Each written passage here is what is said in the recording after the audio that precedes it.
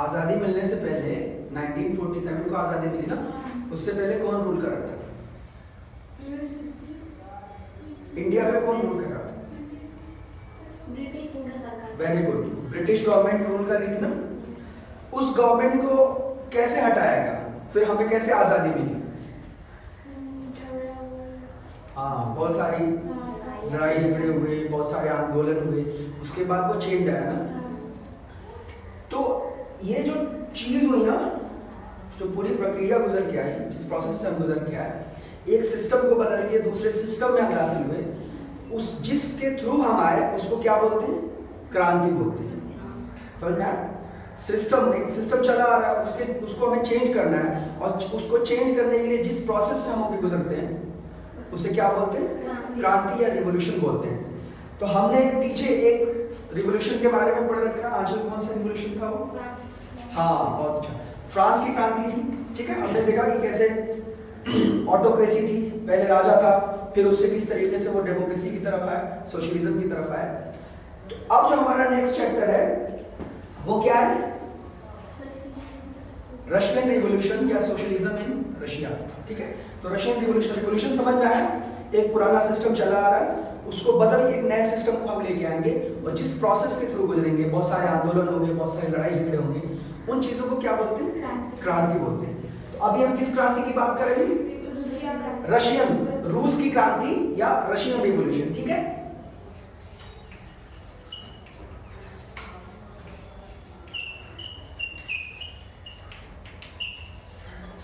Russian revolution के ऊपर एक क्लास हमारी खत्म हो गई है, जिसमें हमने ये जाना कि वहां पे किंग कौन था, उसका सिस्टम कैसे चला आ रहा था, गांव में लोग कैसे रहते थे, शहरों में लोग कैसे रहते थे, ये तमाम तर चीजें हम देख लेते हैं। अब हम ये देखेंगे कि इस रिवोल्यूशन की शुरुआत कैसे हुई, वो कौन कौन से कॉन्सिक्वेंसेस थे, मतलब वो कौन कौन सी घटनाएं थी जिनके वजह से लोगों के अंदर ये उबाल आया और उन्होंने तख्ता पलट करके वहां पे रिवोल्यूशन लाया और पुराने सिस्टम को बदल दिया। आप बताइए, वो उस वक्त किंग कौन था वहां का? रशिया का। हाँ,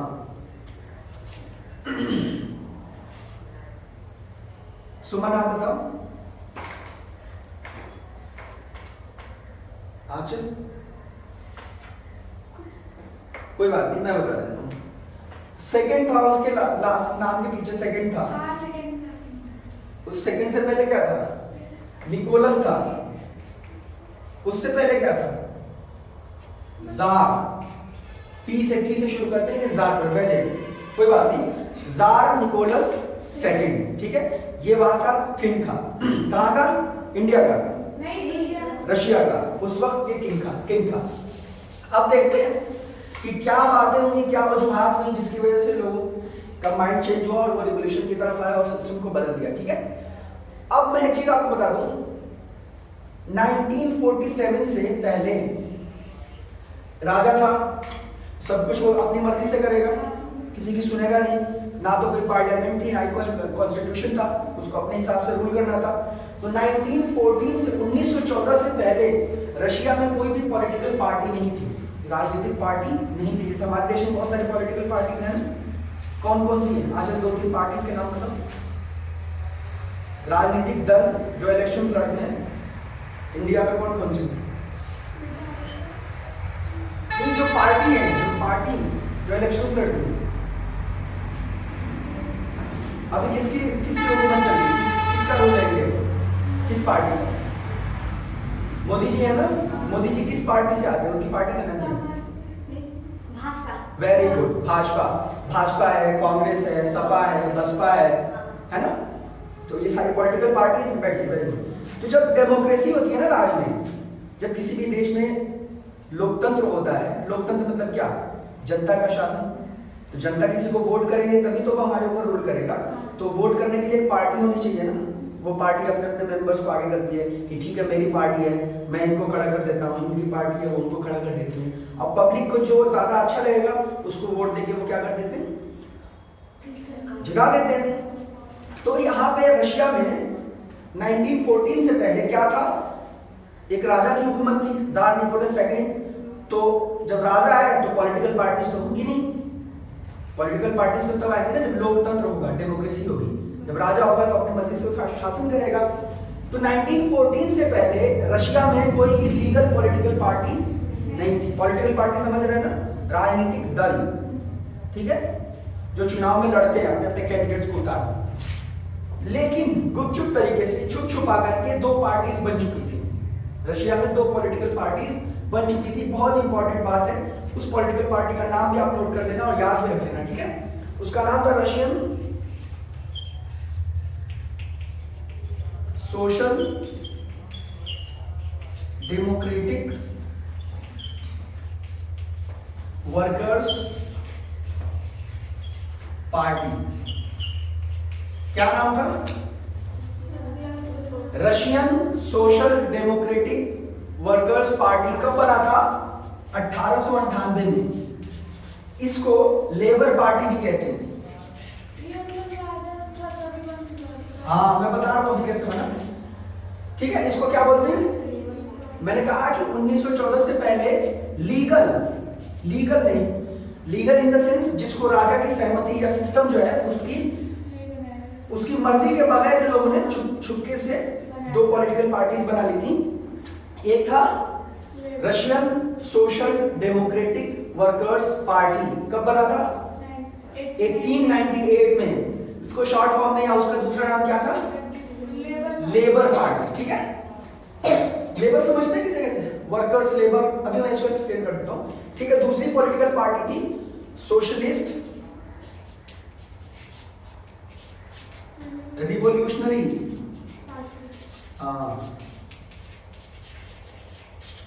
पार्टी।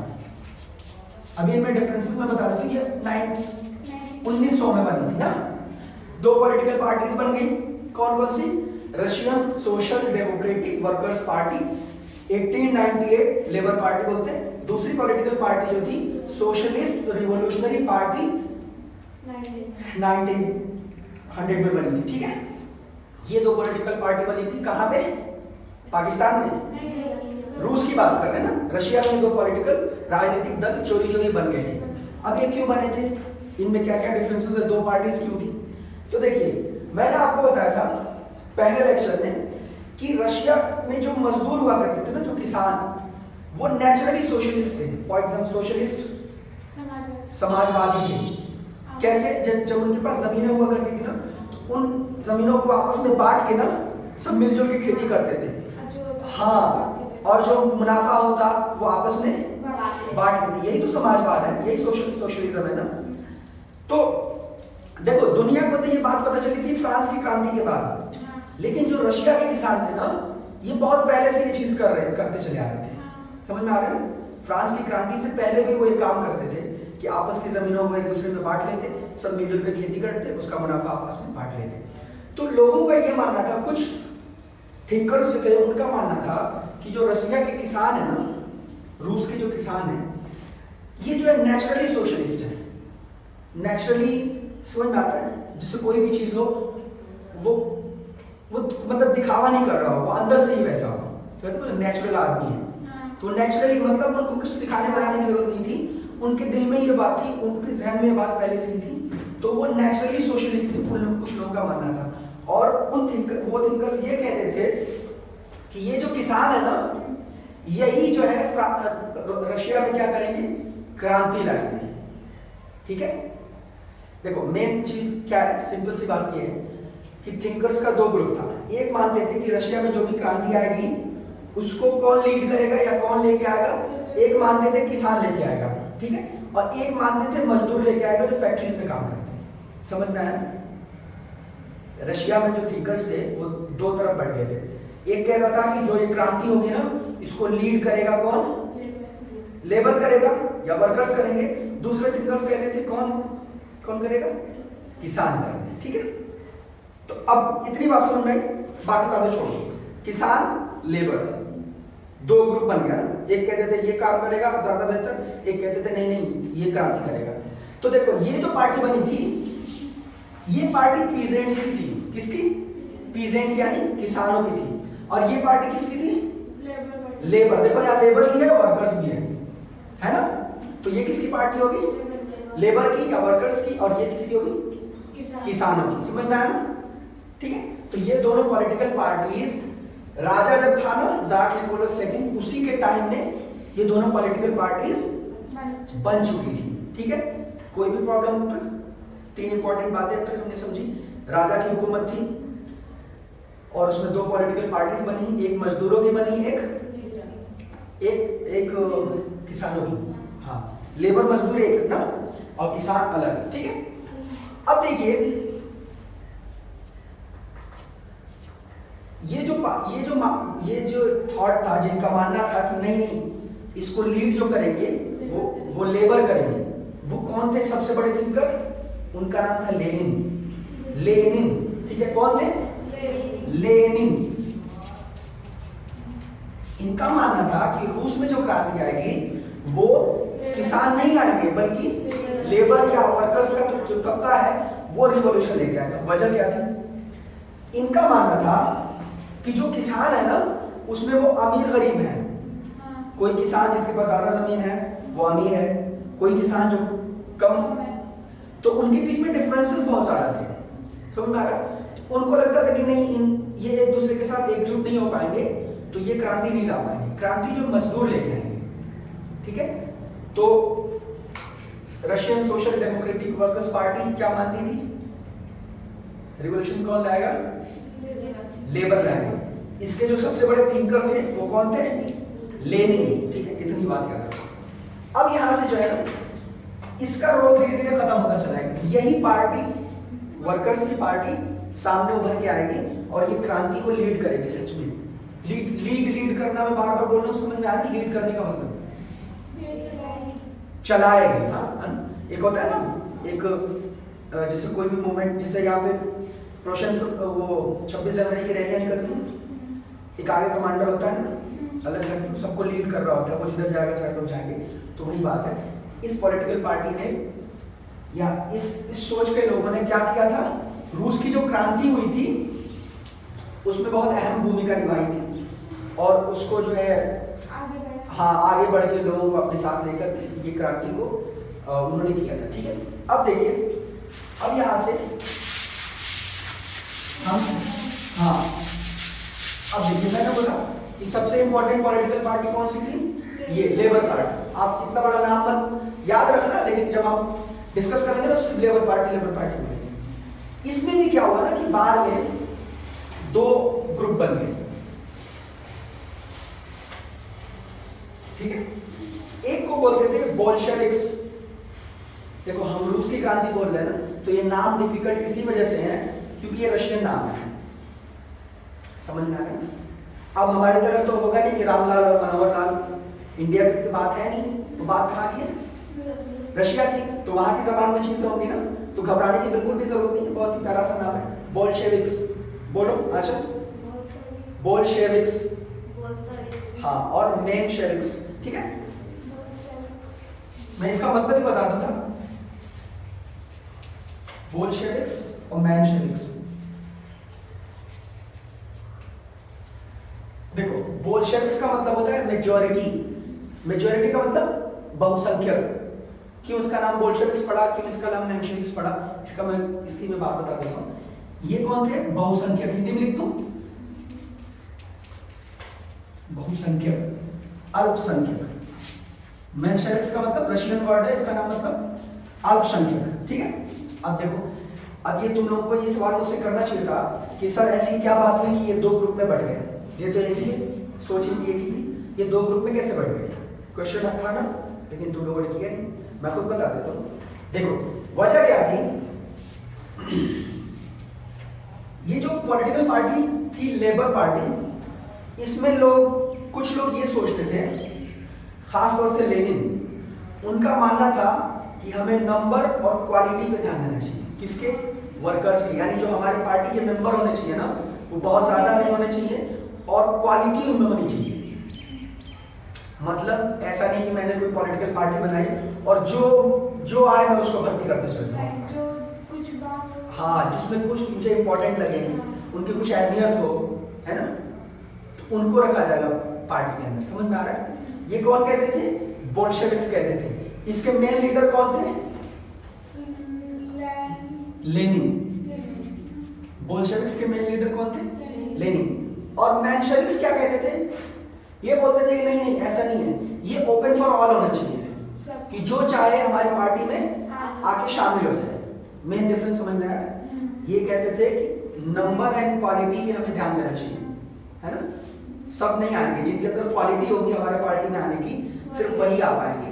और इनका मानना था कि नहीं, जो भी चाहे हमारी पार्टी में शामिल हो सकता है, ठीक है? तो इसको जो लीड कर रहे थे इस पार्टी को लेनिन थे, और इसको जो लीड कर रहे थे मार्टोव नाम था उनका। क्या था? मार्टोव। समझ में आया? बोल्शेविक्स का मतलब, मेंशेविक्स का मतलब। ये कहते थे सबको हम नहीं लेंगे, जिन पे काबिलियत होगी उसी को लेंगे। ये कहते थे नहीं, सबके लिए होना चाहिए, जो आए वो। हाँ। अब ये बहुसंख्यक क्यों कहे गए, ये अल्पसंख्यक क्यों कहे गए? ये जो पॉलिटिकल पार्टी थी ना, इसमें ज्यादातर लोगों की सोच यही थी, है ना? तो ज्यादातर लोग किस में आ गए? इसमें आ गए, बोल्शेविक्स में। तो इसको अल्पसंख्यक हो गए ना। मान लो कि ये जो पॉलिटिकल पार्टी थी लेबर पार्टी, इसमें कुल 100 लोग थे। बाद में लेनिन और मार्टोव में इख्तिलाफ हो गया, ये कुछ और कहते थे, ये कुछ और कहते थे। तो लेबर पार्टी के 70 लोग इस तरफ आ गए, 30 लोग उधर चले, तो ज्यादा लोग इस तरफ आए। इस वजह से इसका नाम बोल्शेविक्स पड़ गया। मेजॉरिटी इसका मतलब होता है बोल्शेविक्स का, और मेंशेविक्स मतलब अल्पसंख्यक, माइनॉरिटी। तो डिफरेंसेस समझ में आए लेबर पार्टी की? अच्छा, आज ये बताइए, ये जो मेंशेविक्स थे, ये किसान थे या वर्कर्स थे?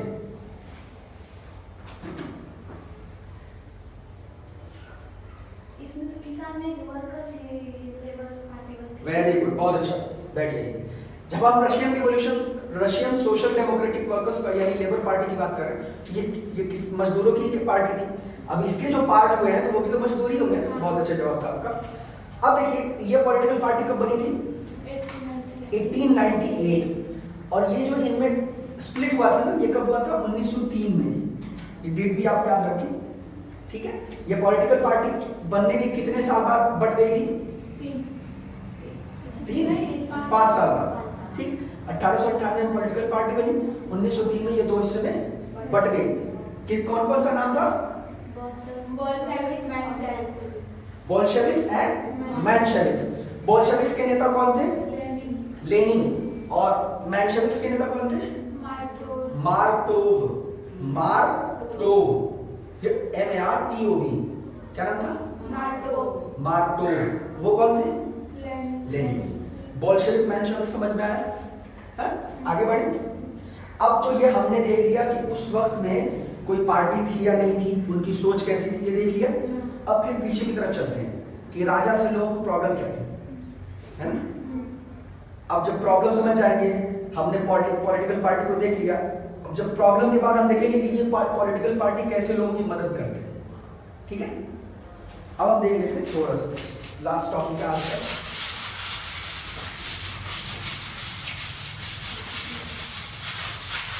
ये कब बंटवारा हुआ ये पार्टी में?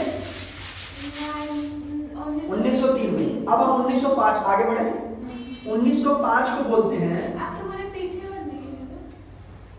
नहीं अभी ये टॉपिक लिखने के बाद पीछे बढ़ेंगे। 1905 को बोलते हैं द टर्बुलेंट टाइम। टर्बुलेंट का मतलब समझते हो? बहुत ज्यादा उतार चढ़ाव का टाइम। उतार चढ़ाव समझते हो?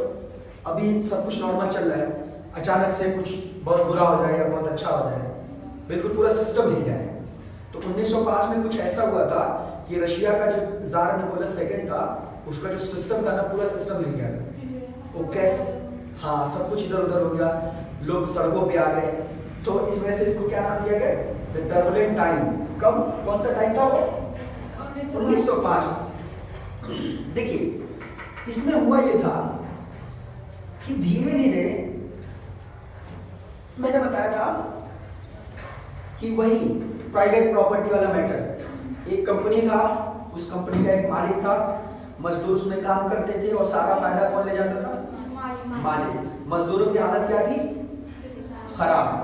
उनको सैनिटेशन की प्रॉब्लम यानी साफ सफाई की प्रॉब्लम थी, खाना अच्छा नहीं मिलता था, दवाइयाँ नहीं अच्छी मिलती थी, उनके बच्चों को एजुकेशन नहीं मिलता था। तो वर्कर्स क्या थे? नाराज थे, ठीक है, सिस्टम से नाराज थे। यही हाल किसानों का भी था। जो किसान जमींदारों के अंडर में काम करते थे उनसे काम ज्यादा लिया जाता था, 14-14 घंटे उनसे काम कराया जाता था। हाँ, पैसे थोड़े दिए, वही जो पीछे की बात थी ना, वही सारी चीजें यहीं पे है, इनसे काम ज्यादा कराया जाता था। तो इस वजह से जो आवाम थी ना, जो पब्लिक थी, वो क्या थी?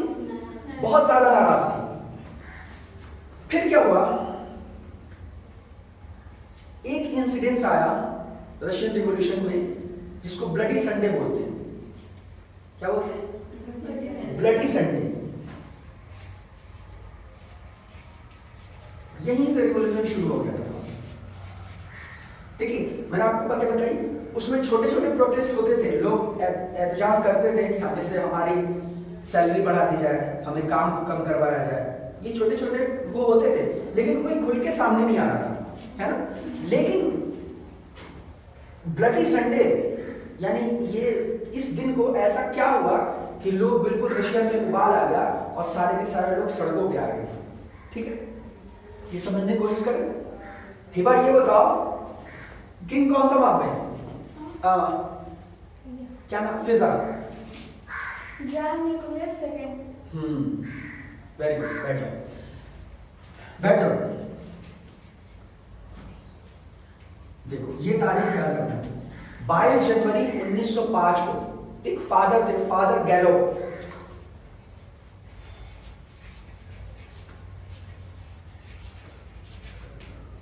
ये कहां जा रहे थे? ये विंटर पैलेस जा रहे थे।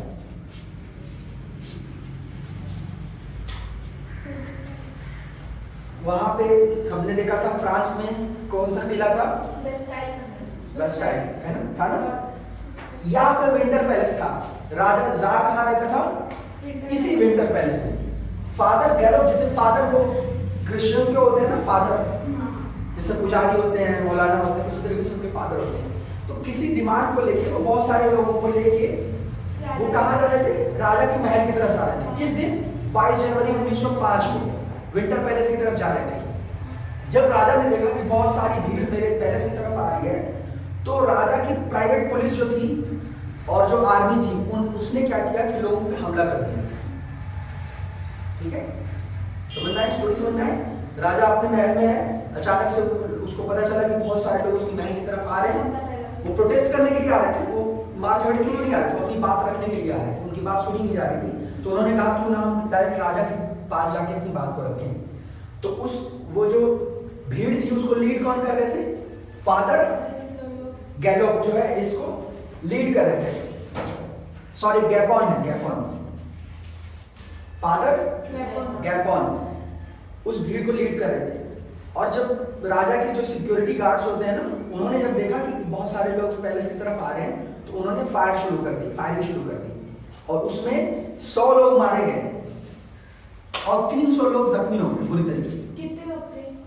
बहुत सारी भीड़ थी, हजारों की तादाद थी। उसमें से 100 लोग मर गए और 300 लोग घायल हो गए।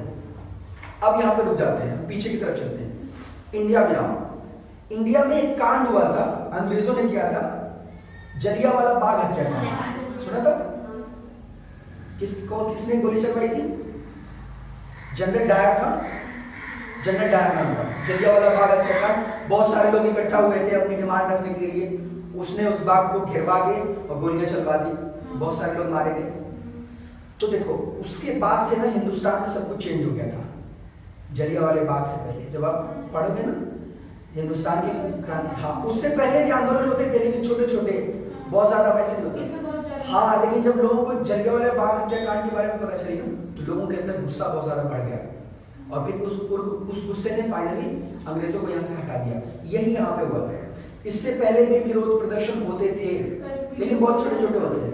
लेकिन ब्लडी संडे का जो, इसी वजह ब्लडी संडे समझ में आया क्यों नाम पड़ा इसका? ब्लडी संडे, संडे मतलब रविवार, ब्लडी मतलब खूनी, खूनी रविवार क्यों कहते हैं पता चला ना? फादर गैपोन आ रहे थे, पुलिस वालों ने फायरिंग कर दी, 100 लोग मारे गए, 300 लोग जख्मी हुए। 100 लोग बहुत होते हैं, सुनने में कम लग रहा है, मूवी नहीं चल रही है, 100 लोग मर रहे हैं, बहुत बड़ी बात होती है। तो क्या हुआ फाइनली? कि ये बात जब पता चली ना रशिया में, रूस में सबको पता चली, तो सारे के सारे लोग रोड पे आ गए। काम धंधा सब बंद, यूनिवर्सिटीज बंद, इंजीनियर्स वगैरह जो काम धाम कर रहे हैं सब कुछ छोड़ के सब लोग रोड पे आ गए। राजा के खिलाफ गुस्सा। अब उन्होंने ये कसम खा ली कि हम इस सिस्टम को खत्म करके रहेंगे, ठीक है। और यही ब्लडी संडे वहां पे सोशलिज्म या फिर डेमोक्रेसी की बेस बनता है ना। अब तक लोग ज़ार निकोलस को बर्दाश्त कर रहे थे, लेकिन अब उन्होंने कहा कि हम इसको बिल्कुल भी बर्दाश्त नहीं करेंगे और इसकी हुकूमत को, इसकी सरकार को यहाँ से हटा देंगे। और जब हटेगा, मोनार्की हटेगी, तो क्या आएगी? डेमोक्रेसी, है ना। तो फिर यहाँ पे देखेंगे हम अगली क्लास में कि यहाँ पे डेमोक्रेसी कैसे आती है, सोशलिज्म कैसे आता है, ये तमाम तो चीजें हम अगली क्लास में इंशाल्लाह। ठीक है, अभी यहाँ तक कोई प्रॉब्लम हो तो आप लोग पूछ सकते हैं। पॉलिटिकल पार्टी कौन कौन सी थी, उनमें क्या क्या डिफरेंसेस थे, फिर वो जो मेन पॉलिटिकल पार्टी थी 2 हिस्सों में बट गई, है ना, उनके क्या क्या सोच थे, क्या क्या थॉट्स थी, फिर